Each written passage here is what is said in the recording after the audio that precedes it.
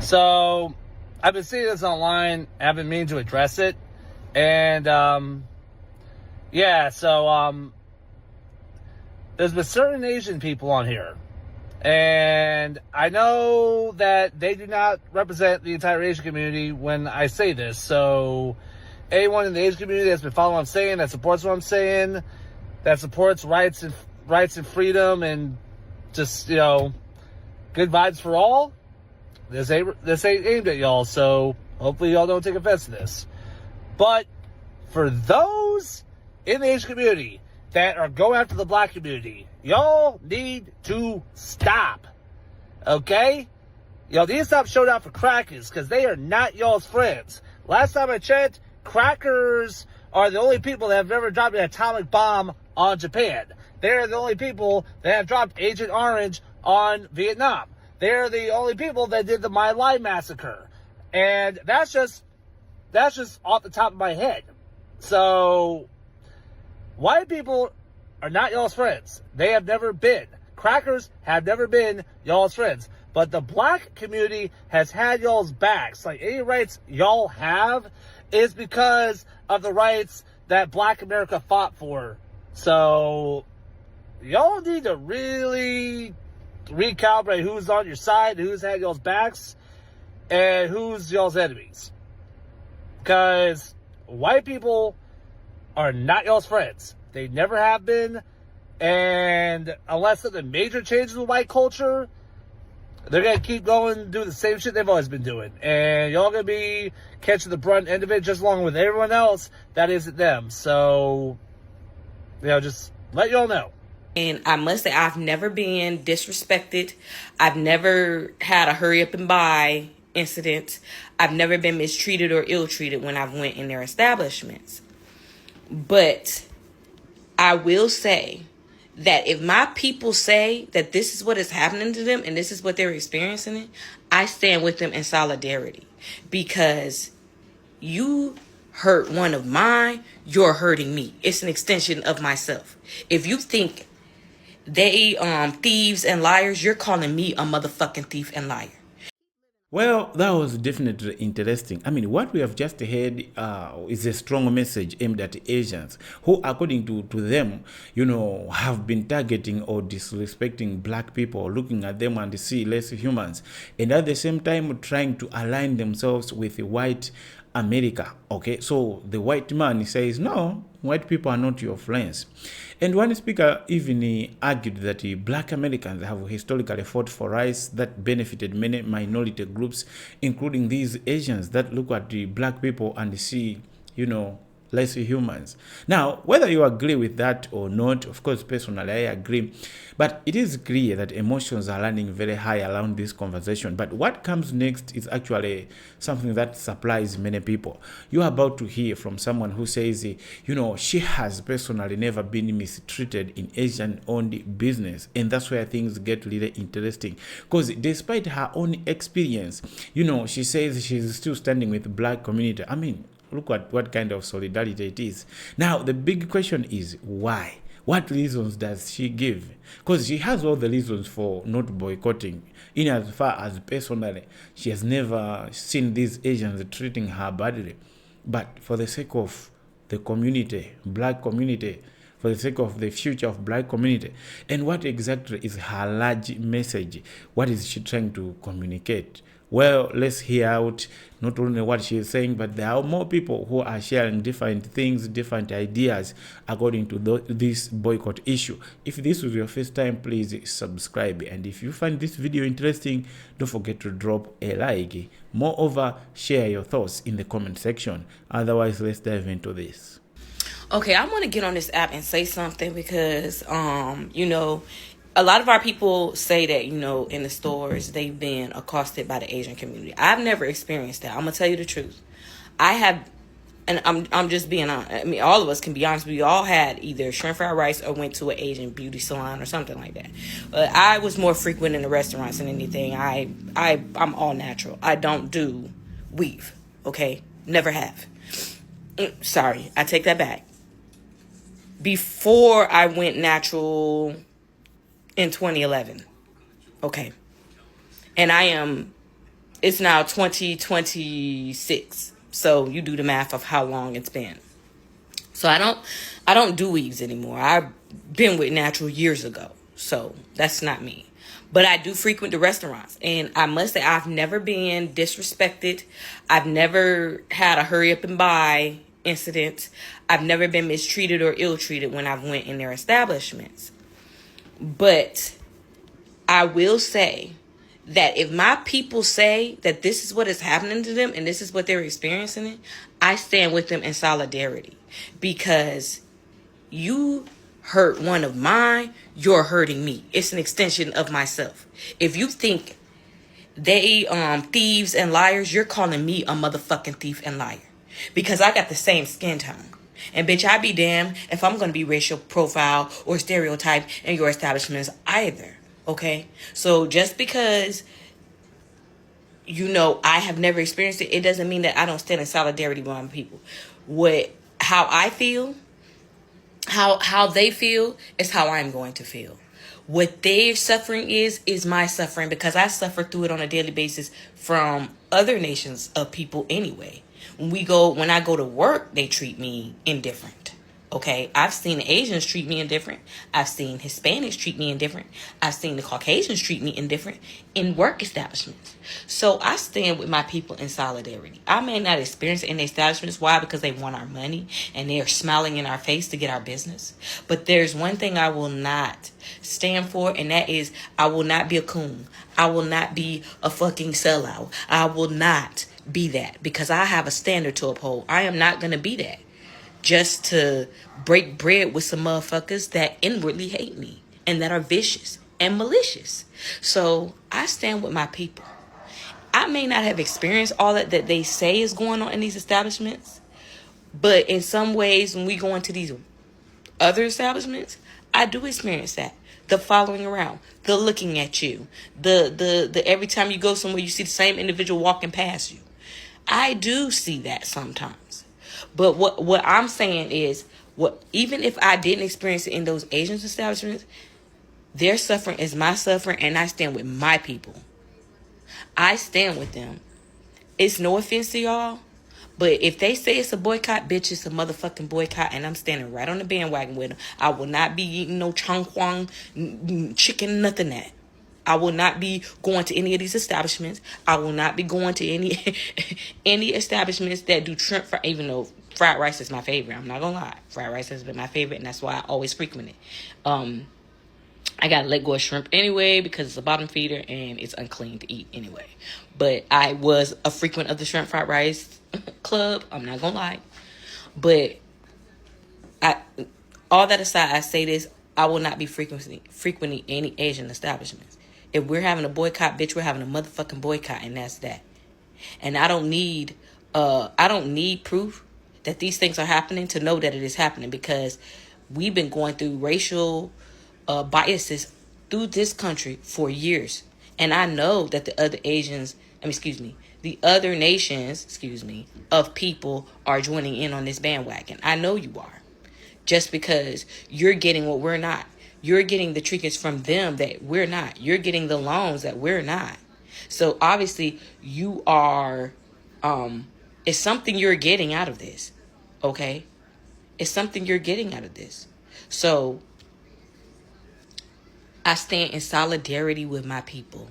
Let the boycott, matter of fact, like they said, we're not calling this a boycott anymore. This is a complete blackout. It's a transfer of wealth. The wealth needs to be returned back to my people. And the only reason why we haven't been, you don't see many of our businesses up, that y'all still running y'all mouth in the comment section and saying, okay, well, it ain't many, y'all, it's because we don't get the funds like you get, first of all. So we're relying on customer base, okay? And on top of that, they've been hindering us from making our business. When we make businesses, you bitches come along and then you try to outdo the other business to get them shut the fuck down. Now we know that for certain. So now what we're going to start doing is we're going to specifically target our people's business to help them prosper, because that's what it's supposed to be anyway. Okay, in order for us to circulate the money where it needs to go back into our community, we need to start supporting one another. And that was the problem from the beginning with. There was no unity. There was just complete division. And this is how the enemy came and divide and conquer. When we unify, there's power in that, which is something the enemy didn't want. And so I said all that to say this. If we're calling for a ban of all these damn businesses and we want black on everything, or so-called black, that's what people call us black, but black on everything, then that's what the hell it the fuck is, and that's what the hell it's gonna be, period. My daddy used to say, keep living. Do any of y'all remember that?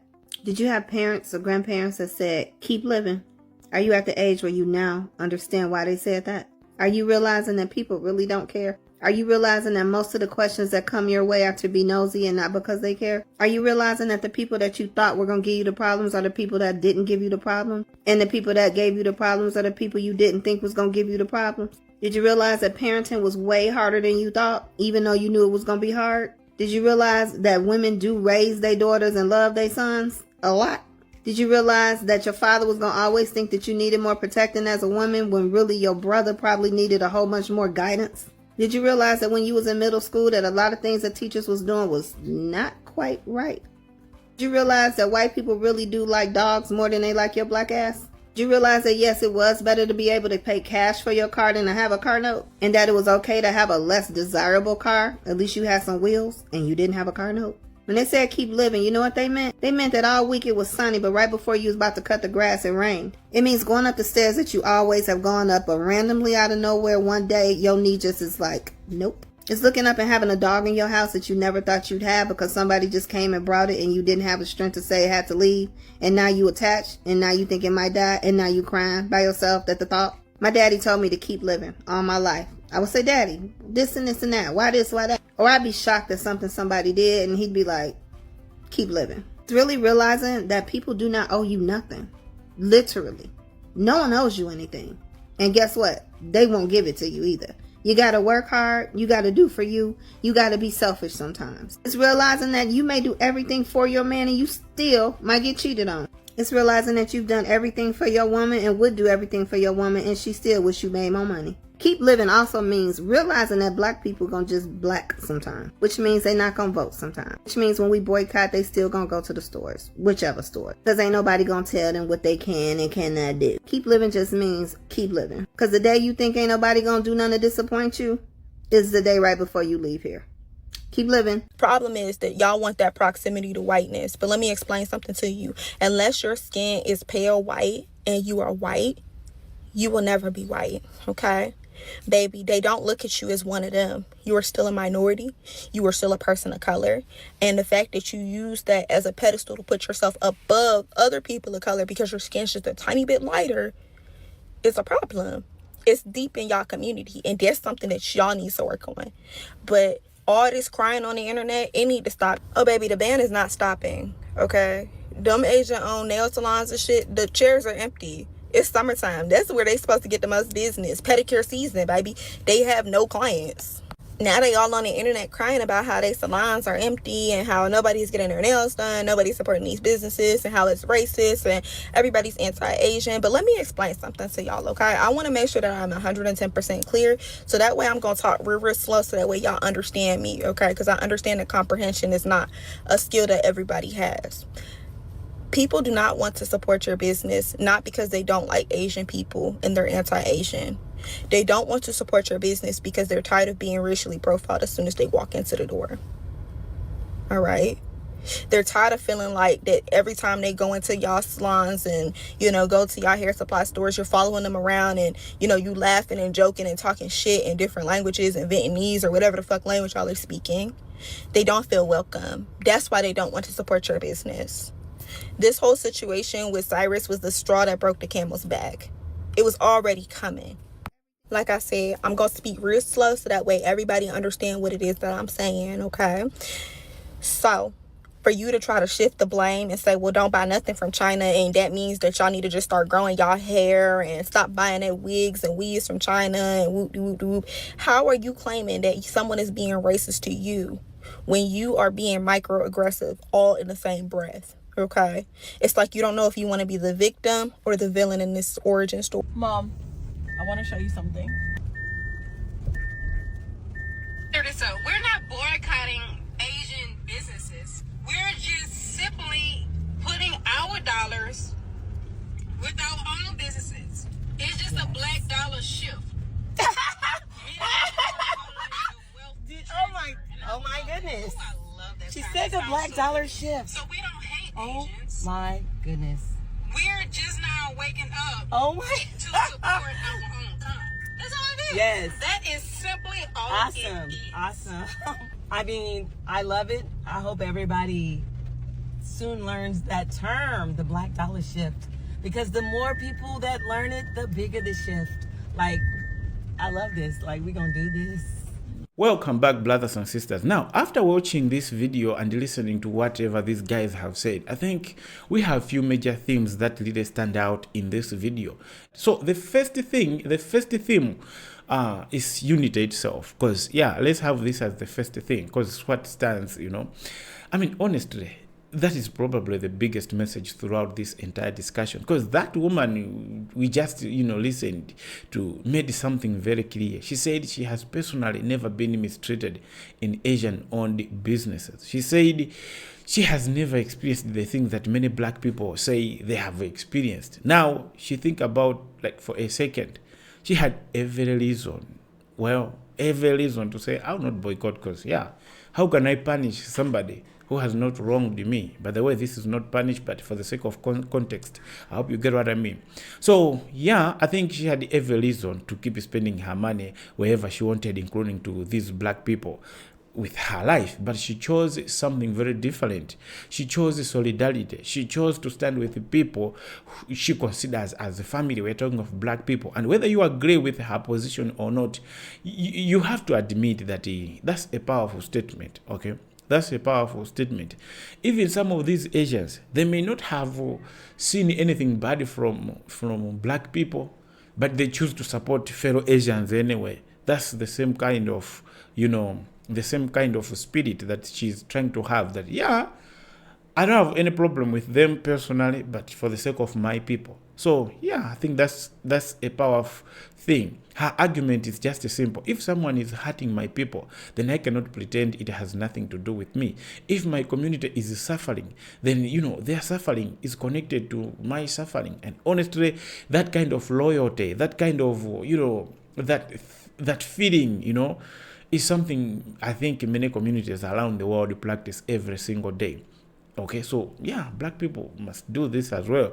So I think, most successful community support each other economically. Most successful community encourage people to shop with their own businesses. Most successful communities understand that money circulating within the community creates jobs, creates opportunities, and creates future generations of successful business owners. So when people talk about supporting black-owned businesses, that is not automatically hatred towards Asian people. It's not hatred.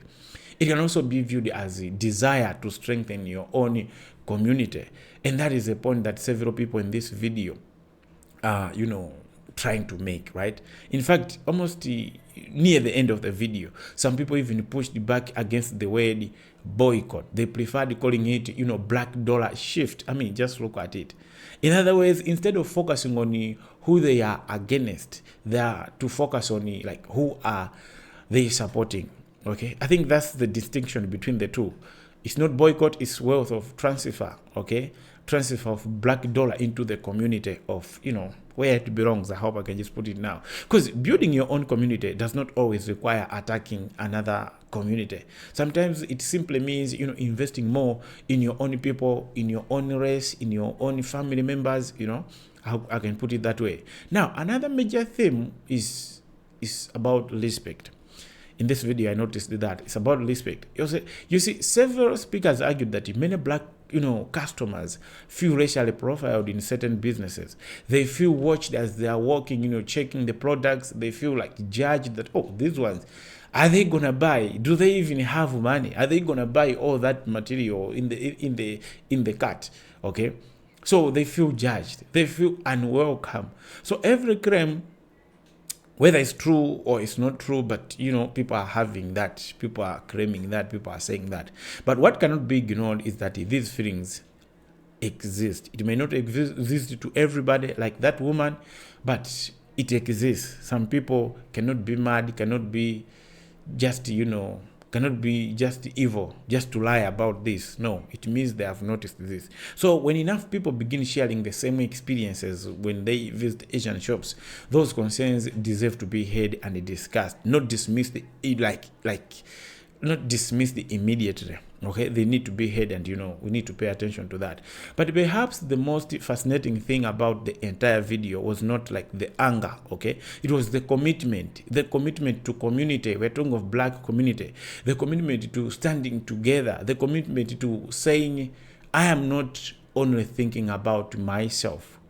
They may not have hurt me, they may not have wronged me, but wronging me, hurting me may not be there. But whatever you have done to one of my family, you have done it to me. Okay, if you've judged them, if you've been racist to them, then you've been racist to me. Because again, the woman speaking openly admitted that her own experiences were different. She has no problem with them, yet she still felt a responsibility to stand beside others who felt hurt. So that's the part of the conversation that really stood out to me. Love for your people is a powerful thing. Wanting your community to succeed is a powerful thing. Wanting black businesses to grow, to flourish, to do better. Wanting black entrepreneurs to prosper. Wanting black wealth to remain within the black community. I think that's better. Okay, so those are the conversations that many people believe are long overdue. And whether you agree with any argument being made in this video or not, but one thing is really certain. The discussion about economic power, the community support, the black unity is clearly growing louder. People can see this, people can notice it. Judging by the passion in this video, we can see that, I think people are really serious with this. So it doesn't look like the conversation is ending anytime soon. So if anything comes, we're going to update you. But honestly, I love that feeling that, they may not have done wrong to me, but if my people are crying, you do it to me too. Okay? Otherwise, let's just face it. If somebody calls a black person, okay, N-word according to their skin, they may not have personally said it to you. But what does that mean? If you and that person who has been inserted share the same genes, share the same skin color, it means it applies to you too. So I love that sense of mentality. And there is another woman who also noticed that he keep growing. If you heard that, she says keep growing, and she's knowing that there are black people who will never stand for fellow black people. Okay, there are black people who will never stand for black people. They will still spend with Asians anyway. Okay, but still keep growing. Okay, keep growing. It's like keep minding your own business. Keep minding your own, community, your black community. That's what she's trying to emphasize. That in life there are moments where you can't expect that, these people are doing this. Why are they doing this? Yet as a community we have decided to do this together. So I don't know what's your take on this, but I was just trying to react and emphasize what these people are saying. That Asians, white people are not your friends. Okay, are not your friends. You may want to look like you want to be with them, but they are not going to be with you. They're not going to accept you in their community. So I think that's the message from a white man. So if a white man says white men are not their friends, I think that makes sense. What's your point? Let's discuss in the comment section. I love that you came to watch the video. See you next time, and I'm proud of you.